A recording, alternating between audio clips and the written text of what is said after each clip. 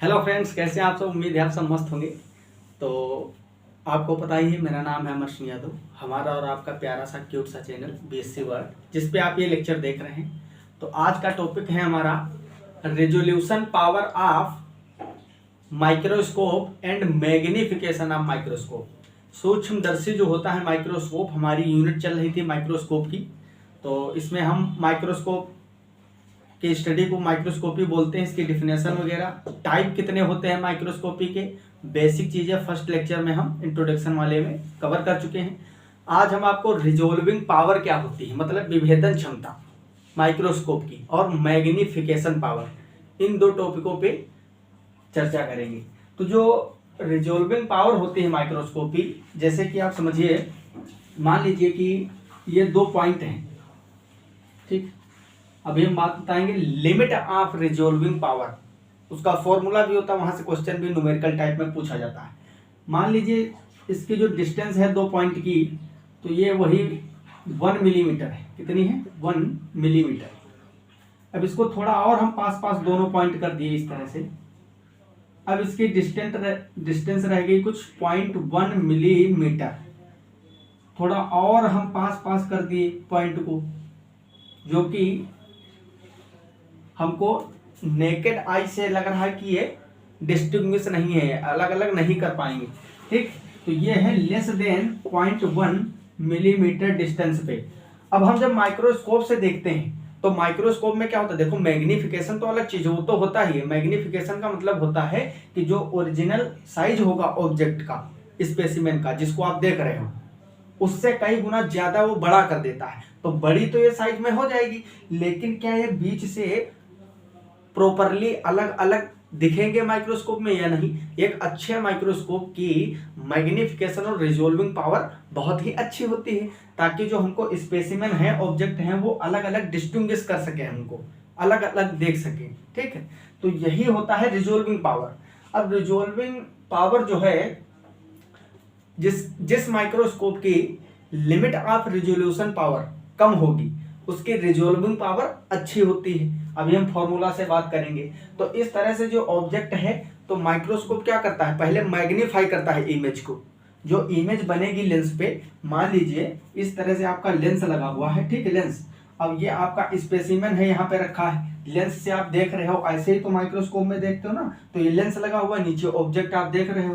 तो यहाँ से इस पे क्या होगा, प्रकाश जाएगा ऑब्जेक्ट से, तभी तो बनेगी ना। तो ये आपका एक एंगल हो जाएगा अल्फा, ठीक है। तो इस तरह से हम देखते हैं। तो मैग्निफिकेशन जो होता है स्पेसिमेन को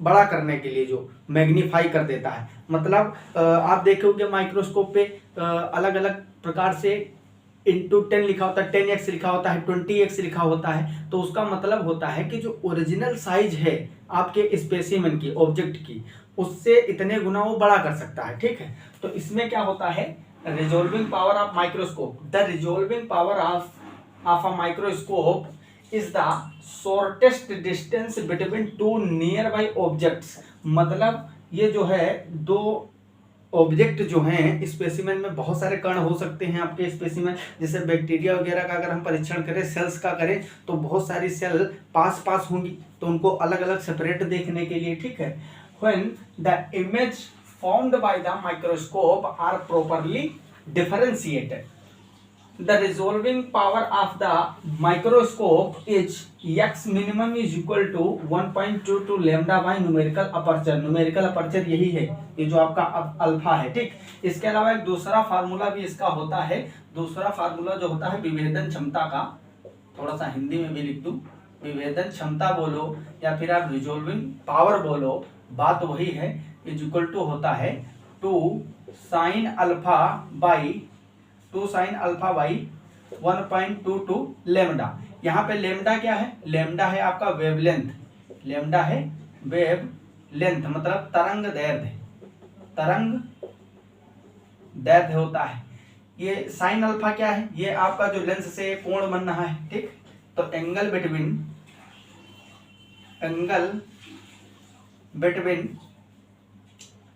टू लेंसेस, ठीक। इसके अलावा अगर हम बात करें कि लिमिट ऑफ रेजोल्यूशन क्या होती है, लिमिट ऑफ रेजोल्यूशन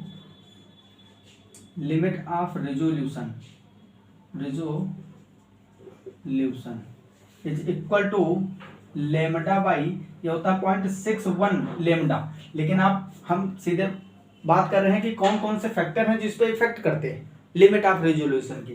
तो आप न्यूमेरिकल जब सॉल्व करेंगे तो लिखेंगे सीधा 0.61 lambda upon n sine alpha. अब यहाँ पे भी लेमडा क्या है, लेमडा वेवलेंथ है, वेवलेंथ है।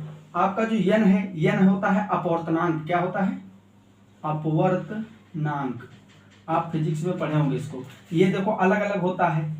एयर के लिए क्या होता है, एयर के लिए ये पूरा 1 होता है, 1.0, ठीक है। अगर हम वाटर की बात करते हैं तो वाटर के लिए कितना होता है, वाटर के लिए आप पढ़े होंगे 1.33 होता है। इसी तरह से इमर्सन ऑयल जो होता है, इमर्सन ऑयल के लिए 1.5 to 1.6 होता है n। ये साइन अल्फा क्या है, ये जो आपकी लाइट आ रही है ना, यही अल्फा कोण ये रखना पड़ेगा साइन अल्फा की जगह पे। तो आप अच्छे से समझिए। अब दूसरा एक फार्मूला इधर देखिए, ये जो होता है विभेदन क्षमता, मतलब resolving power of microscope is equal to 1 upon limit of resolution. मतलब ये लिमिट ऑफ रिजोल्यूशन जिसको हम यल से रिप्रेजेंट करते हैं, ये इनवर्सली प्रोपोर्शनल होता है, मतलब व्युत्क्रमानुपाती होता है। Resolving power of microscope is inversely proportional to limit of resolution. मतलब जितनी कम लिमिट ऑफ रेजोल्यूशन होगा उतनी ही रेजोल्यूशन पावर होगी माइक्रोस्कोप की। समझ में आ रहा है? अगर यल की वैल्यू ज्यादा है तो जो रेजोल्यूशन पावर है वो कम हो जाएगी। अगर यल की वैल्यू कम होगी तो रेजोल्यूशन पावर हाई होगी। इसलिए हम यल की वैल्यू कम कैसे कर सकते हैं। अब देखो यहाँ कौन कौन से फैक्टर हैं जो यल की वैल्यू को अफेक्ट करते हैं। पहला तो है लेमडा, मतलब वेवलेंथ। अब आपको पता है वेवलेंथ जो होती है विजिबल कौन सी होती है, विजिबल वेवलेंथ के लिए विजिबल लेमडा होता है 400 से 700 नैनोमीटर के बीच। आप वो ऑर्डर पूरा पढ़े होंगे ना, एनर्जी और आवृत्ति का जो फ्रीक्वेंसी और वेवलेंथ का होता है, फिजिक्स में केमिस्ट्री में भी रहता है। तो ये जो विजिबल स्पेक्ट्रम होता है ये 400 से 700 नैनोमीटर के बीच होता है। तो इन्हीं के बीच तो हमको दिख सकता है ऑब्जेक्ट। तो ये तो क्लियर है कि इसी के बीच की हमको कोई ना कोई वेवलेंथ वाली लाइट यूज करनी, वरना दिखेगा नहीं ऑब्जेक्ट। क्योंकि विजिबल के लिए, दृश्य प्रकाश के लिए 4 से 700 नैनोमीटर होना चाहिए। तो इसमें सबसे कम कौन सा है, 400। तो इसलिए हम जनरली इसमें 400 नैनोमीटर वाली लाइट यूज करते हैं। क्यों? क्योंकि 400 नैनोमीटर सबसे कम लेमडा, मतलब वेवलेंथ जितनी ही कम होगी उतनी ही यल कम होगा। समझ रहे हो? ये डायरेक्टली प्रोपोर्शनल है भाई। जितना कम यल लेमडा होगा उतना ही कम यल होगा, लिमिट ऑफ रेजोल्यूशन। तो हमको कम लिमिट ऑफ रेजोल्यूशन चाहिए ना माइक्रोस्कोप की अच्छी रिजोल्विंग पावर के लिए। तो लेमडा का वैल्यू जो है हम हमेशा कम लेते हैं। इसके अलावा यन की बात करें तो देखो नीचे वाला टर्म जितना ज्यादा होगा यल उतना ही कम होगा, क्योंकि नीचे वाला इनवर्सली प्रोपोर्शनल है। अगर लेमडा ज्यादा होगा, इधर देखो, अगर लेमडा ज्यादा होगा तो यल की वैल्यू भी ज्यादा होगी। इसलिए हम लेमडा को कितना लेते हैं, लेमडा कम लेंगे तो यल की वैल्यू भी कम होगी, क्योंकि डायरेक्टली प्रोपोर्शनल है। इसी तरह से यन की वैल्यू जितनी ज्यादा होगी और साइन अल्फा की वैल्यू जितनी ज्यादा होगी उतना ही यल आपका कम होगा। तो हमको यल कम करना है, क्यों? क्योंकि यल यहाँ इनवर्सली प्रोपोर्शनल है, व्युत्क्रमानुपात। तो जितना यल कम होगा रिजोल्विंग पावर उतनी ही माइक्रोस्कोप की ज्यादा होगी। तो इसलिए हम यल की वैल्यू को कम करने के लिए लेमडा को कम करते हैं, लेमडा मिनिमम लेंगे। और ये दोनों फैक्टर जो यल की वैल्यू को कम करने के लिए बढ़ाने पड़ेंगे तो इनको हाई लेते हैं। अब यन जो है तो यन देखो, एयर के लिए कितना है 1, वाटर के लिए 1.33, इमर्सन ऑयल के लिए 1.5 to 1.6। तो सबसे ज्यादा वैल्यू यन की है इमर्सन ऑयल की। तो इसलिए हम ऑब्जेक्ट को इमर्सन ऑयल में देख सकते हैं, ठीक है। क्यों? यल को घटाने के लिए, लिमिट ऑफ रेजोल्यूशन को घटाने के लिए, रेजोल्यूशन पावर ऑफ माइक्रोस्कोप को बढ़ाने के लिए इमर्शन ऑयल आप यूज कर सकते हो, ठीक है। वाटर यूज कर सकते हो, सबसे अच्छा इमर्शन ऑयल रहेगा क्योंकि इसकी वैल्यू सबसे ज्यादा है यन की, तो जितना यन ज्यादा होगा लिमिट ऑफ रेजोल्यूशन यल उतना ही कम पड़ जाएगा, ठीक। इसी तरह से साइन अल्फा, साइन अल्फा क्या है? अब देखो यहाँ पे एक मैंने लेंस बनाया, प्रकाश डाला, इस तरह से ये कोण बन रहा है। अब मान लो डिस्टेंस इसके बीच की कम कर दो, ये है, आप इस तरह से समझ लीजिए, इसी में बना दे रहा हूं। आपका ऑब्जेक्ट यहाँ था, पहले ऑब्जेक्ट यहाँ पे था आपका, अब यहाँ पे है, तो इस तरह से कुछ फोकस पड़ेगा इस पर प्रकाश, ठीक। तो अब देखो ये एंगल बनेगा, तो पहले ये एंगल बन रहा था इसके बीच, अब ये एंगल बन रहा है, तो कौन सा एंगल ज्यादा है? ये वाला अल्फा ज्यादा है, तो नीचे जब साइन अल्फा ज्यादा होगा तो इसकी वैल्यू ऑटोमेटिक कम हो जाएगी। तो इस तरह से हम रिजोल्विंग पावर ऑफ माइक्रोस्कोप और लिमिट ऑफ रेजोल्यूशन पे जो न्यूमेरिकल आते हैं वो भी आराम से सॉल्व कर सकते हैं इन सबका वैल्यू रख के, ठीक है। तो बहुत ही आसान है। सबसे पहली बात, जो ये रेजोल्यूशन होता है माइक्रोस्कोप का, इसका मतलब यही होता है कि जो बहुत ही पास पास रखे हुए स्पेसिमेन या ऑब्जेक्ट जो हैं उनको डिस्टिंग्विश करना, उसी की जो पावर होती है, क्षमता होती है, उसको अलग करके दिखाने की, इमेज दिखाने की क्षमता को ही हम रेजोल्यूशन ऑफ माइक्रोस्कोप बोलते हैं, इस तरह से, ठीक है।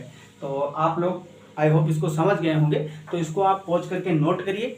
साथ साथ नोट करना बहुत आवश्यक, क्योंकि आपके खुद के बनाए हुए नोट्स ही आपको सबसे ज़्यादा फायदा देंगे, इसलिए साथ साथ पॉज करके नोट करिए, ठीक है। इसको जो है आप स्क्रीनशॉट कर सकते हो या नोट कर सकते हो। फिर हम समझते हैं मैग्निफिकेशन ऑफ माइक्रोस्कोप।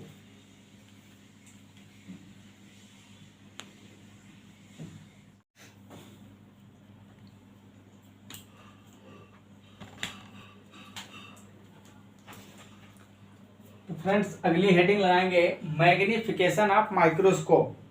माइक्रोस्कोप की मैग्निफिकेशन के बारे में हम बात करेंगे। मैग्निफिकेशन क्या होता है? जैसे कि आपने देखा होगा माइक्रोस्कोप, तो अगर कंपाउंड माइक्रोस्कोप होता है तो उसमें एक से अधिक लेंस लगे होते हैं। अगर सिंपल माइक्रोस्कोप है फिर तो उसमें एक ही लेंस होता है सीधे। अगर कंपाउंड माइक्रोस्कोप है, यौगिक सूक्ष्मदर्शी, तो उसमें दो या दो से अधिक भी हो सकते हैं लेंस। तो उसमें क्या होता है, देखिए, मान लो आपका ये ऑब्जेक्ट रखा हुआ है यहाँ पे कोई स्पेसिमेन, और इसमें एक ये लेंस लगा हुआ है, फिर एक ऊपर और लेंस इस तरह से लगा हुआ है। तो ये जो होता है इसको बोलते हैं हम ऑब्जेक्टिव लेंस। क्या बोलते हैं? Objective lens. और ये जो दूसरा होता है इसको हम बोलते हैं आई पीस। क्या बोलते हैं? आई पीस, मतलब या आई लेंस भी बोलते हैं इसको, ओकुलेटर लेंस भी बोलते हैं इसको, ठीक है। तो ये दो लेंस हैं, समझ रहे हो। अब ये ऑब्जेक्ट जो है, अब लेंस की होती है मैग्नीफाइंग पावर। तो इसको लिखा होता है, कहीं आप देखे होंगे 100x हो सकता है, 200x हो सकता है, या 500x हो सकता है। अब तो 1300x तक, 1500x तक हो सकता है। इसका मतलब क्या होता है? इसका मतलब ये होता है कि ये जो लेंस है ये इस ऑब्जेक्ट को लगभग 100 गुना बड़ा कर देगा। जो इसकी ऑब्जेक्ट की ओरिजिनल लेंथ है, साइज है ओरिजिनल, उससे इतने गुना बड़ा कर देगा। मतलब जितने मैग्नीफाइंग पावर का आप लेंस यूज करोगे उतना ही ज्यादा ये मैग्नीफाइड होती चली जाएगी, इमेज जो है उतनी ही बढ़ती चली जाएगी। अब अगर कंपाउंड वाला है माइक्रोस्कोप तो उसमें आई पीस भी होता है एक। तो ये सेकंड वाला जो आई पीस है ये क्या होगा? ये लगभग वही 10 से 15x तक हो सकता है। कहने का मतलब, अगर मान लीजिए आपका ऑब्जेक्टिव लेंस 100x है, 100x, और आपका आई पीस 10x है, तो टोटल आपकी जो ये इमेज होगी इस ऑब्जेक्ट की, वो कितनी गुना बनेगी? इसको मल्टीप्लाई कर दीजिए आप, ये 100 गुना बनाएगा और 10 गुना ये कर देगा उसको, ठीक। तो ये 1000 गुना बड़ी हो जाएगी। यहाँ पे 2x, 3x, 5x वाले भी हो सकते हैं आई पीस। तो आई पीस क्या करता है? जितना ये लेंस इसको डबल कर रहा है, मतलब ऑब्जेक्टिव लेंस जितने गुना बढ़ा रहा है, उसको आई पीस में जितनी पावर लिखी हुई उससे मल्टीप्लाई कर दीजिए, उतना हो जाता है। अगर यहाँ पे ये 200 है, मान लो यहाँ पे 500 है, ऑब्जेक्टिव लेंस की पावर 500x है, तो ये 500 गुना बढ़ाएगा इसको। अगर 10 यहाँ है, आई पीस भी यूज किए उसमें कंपाउंड आई में, तो सीधा 5000 गुना साइज इंक्रीज कर देगा। तो ये होती है मैग्नीफिकेशन पावर, ये माइक्रोस्कोप पे लिखी होती है, लेंसों पे लिखी होती है, ठीक है। तो वो लेंस जो होते हैं उस पर आपको लिखा मिलेगा 10x 15x 20x, इसका मतलब यही होता है। अब यहाँ पे देखिए, देखो मैग्नीफिकेशन का सबसे अच्छे तरीके से आपको पता ही है, मतलब मैग्नीफिकेशन क्या होता है। जूम करना ना, तो थोड़ा सा उस साइज को बढ़ाना, मैग्नीफाई करना। तो मैग्नीफिकेशन में देखो, अब लेंस पे इस तरह से फोकसित हो सकती है। अब जो वस्तु होती है ऑब्जेक्ट, उसकी और लेंस के बीच की डिस्टेंस बहुत ज़्यादा इसमें रोल प्ले करती है। जैसे कि ऑब्जेक्ट है, ये लेंस है, अगर इसके बीच की डिस्टेंस घटाओ बढ़ाओगे तो उसका इफेक्ट पूरा इस पर पूर्णतः पड़ेगा। यहाँ पे देखिए, एक ये लेंस है और ये आपका ऑब्जेक्ट है, कोई भी ऑब्जेक्ट है, इसकी इमेज हमको देखना है तो ये थोड़ा सा दूरी पे रखा हुआ है। यहाँ पे देखिए बहुत नज़दीक ये वाला है वस्तु, ऑब्जेक्ट आपका जो स्पेसिमेन यहाँ रखा हुआ है, ये जस्ट लेंस रखा हुआ है। तो दोनों जगह देखिए क्या फर्क पड़ रहा है। जब ऑब्जेक्ट दूर है तो जो आपको पता है इस लाइन के जो पैरेलल रेस जाती हैं वो सीधा फोकस से कटते हुए निकलती हैं। आप 9th-10th से पढ़ते आ रहे हो।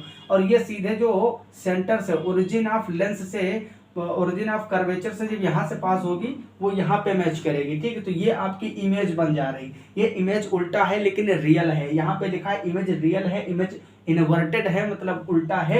Image is larger than the object, मतलब मैग्नीफाइड है। जो ऑब्जेक्ट है आपका उससे बड़ी इमेज बन रही है। बात सही है। अगर हम थोड़ी सी डिस्टेंस इसकी कम कर देते हैं, ये जो आपका ऑब्जेक्ट है इसको हम थोड़ा और पास लाते हैं लेंस के, जैसे ही हम पास लाएंगे तो क्या होगा, अब जो पैरेलल रेस आप डालोगे वो तो हमेशा फोकस से ही निकलती है। इस वाली लाइन के जब पैरेलल जाती है, समांतर रेस निकलती है ऑब्जेक्ट से, वो हमेशा फोकस से गुजरती है। लेकिन यहाँ पे ये जो सीधा ओरिजिन से पास करने वाली है वो फोकस से निकलने वाली से मिल नहीं रही है, कहीं भी काट नहीं रही। यहाँ देखो काट रही थी, इमेज बन जा रही थी, यहाँ इमेज ही नहीं बन पा रही है। अनंत पे बनेगी इमेज, अनंत तक जाएगी, ऐसे ही पैरेलल चली जाएगी, समझ रहे हो। तो इसका इमेज जो है उल्टा बनता है। हम यहाँ से इसको इस तरह से मिलाते हैं और एक आभासी, इसका आभासी वर्चुअल इमेज यहाँ पे बनाते हैं, ठीक है। तो ये देखो कहीं इससे कहीं ज्यादा बड़ी बन गई इमेज।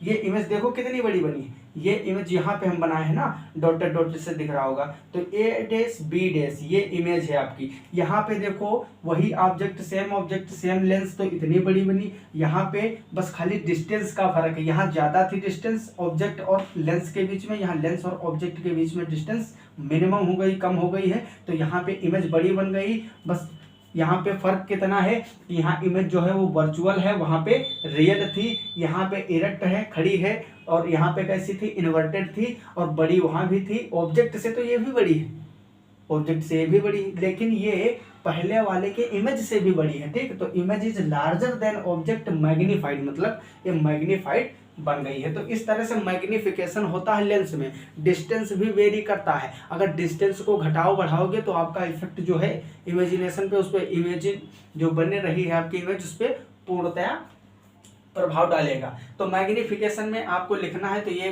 चीजें आप लिख सकते हो, बाकी समझ तो आप गए होगे अच्छे से। The size of an image relative to the size of the object creating it, इसी को कहते हैं मैग्नीफिकेशन। मतलब जो माइक्रोस्कोप के द्वारा बनाई गई आपकी इमेज है उसको जब हम रिलेट करते हैं किसके साइज से, जो ओरिजिनल साइज होता है आपके ऑब्जेक्ट को, अगर वो बढ़ गई है तो उसी को बोलते हैं magnification. Linear magnification refers to the ratio of image then image length, ratio of image length to object length. मतलब जब हम लीनियर मैग्नीफिकेशन की बात करते हैं तो उसमें रेशियो निकालते हैं, refers to the ratio of image length to object length measured in planes that are perpendicular to the optical axis। optical axis जिस एक्सिस से आप देख रहे हो, ठीक है। their magnification factors vary between 5x to 300x with the most commonly used eyepieces having a value 10 to 15x। मतलब इसके कहने का ये है कि जनरली जो माइक्रोस्कोप्स हैं उसमें 5 से 10x तक, 300x तक आपका क्या हो सकता है, जो लेंसेस होते हैं ऑब्जेक्टिव लेंस, और उसके साथ में हम आई पीस यूज कर लेते हैं 10 से 15x, तो उसके मतलब भर की मैग्नीफिकेशन पावर हो जाती है। द टोटल विजुअल मैग्नीफिकेशन, ये बहुत इंपॉर्टेंट, यहाँ से क्वेश्चन भी हो पाता है। The total magnification of the microscope is derived by multiplying the magnification value of the object and the eyepiece। मतलब जो टोटल आपका विजुअल मैग्नीफिकेशन होगा किसी भी माइक्रोस्कोप का, तो उसमें हम मल्टीप्लाई करेंगे किसको, ऑब्जेक्टिव लेंस की जो मैग्नीफाइंग पावर है प्लस इनटू आई पीस। ठीक है, तो ऑब्जेक्टिव लेंस और आई पीस इन दोनों की जो पावर है उसको हम एक में मल्टीप्लाई करते हैं, तो हमको टोटल विजुअल मैग्नीफिकेशन पावर मिलती है किसी भी माइक्रोस्कोप की। तो आई होप आपको लेक्चर बहुत अच्छा लगा होगा, अच्छे से समझ में आया होगा। तो अगर अच्छा लगा है तो जरूर लाइक जरूर करिएगा, नए हो चैनल पर सब्सक्राइब करिएगा, बेल आइकन को प्रेस कर दीजिए ताकि आपको सभी लेक्चर मिलते रहें। मिलते हैं अगली क्लास में, पढ़ाई अच्छे से करते रहो। तब तक के लिए okay bye, all the very best, thanks for watching, जय हिंद जय भारत।